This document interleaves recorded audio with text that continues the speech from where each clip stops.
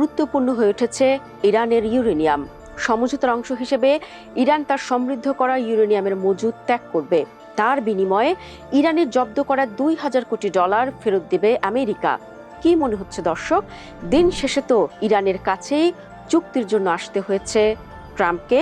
প্রায় 2 মাসের সামরিক উত্তেজনা, হরমুজ প্রণালীতে সংঘর্ষ এবং আন্তর্জাতিক বাণিজ্য বিপর্যয়ের পর উভয় পক্ষ এখন একটি অন্তর্বর্তী চুক্তির দিকে এগোচ্ছে। বিভিন্ন আন্তর্জাতিক গণমাধ্যমের তথ্য অনুযায়ী এই সমঝোতা স্মারকে 14টি মূল পয়েন্ট থাকতে পারে। দর্শক, গত 28 ফেব্রুয়ারি থেকে শুরু হয় যুদ্ধে বিরতি চলছে এপ্রিলের শুরু থেকে। তারপর নানা টানাপোড়েনের মধ্যে চলতি সপ্তাহে আলোচনায় বেশ অগ্রগতি হয়, যদিও কিছু বিষয়ে বড় ধরনের মতপার্থক্য এখনো রয়ে গেছে। এখন চুক্তি হলে যুদ্ধের অবসান ঘটবে।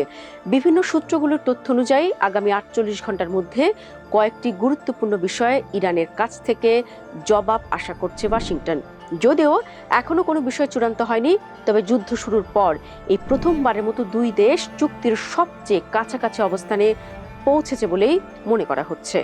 সমঝোতার খসড়া অনুযায়ী ইরান ইউরেনিয়াম সমৃদ্ধকরণ কার্যক্রম স্থগিত রাখার প্রতিশ্রুতি দেবে। এর বিনিময়ে যুক্তরাষ্ট্র ইরানের উপর আরোপিত নিষেধাজ্ঞা তুলে নেবে ও আটকে থাকা কয়েকশো কোটি ডলার অর্থ ছাড় করবে।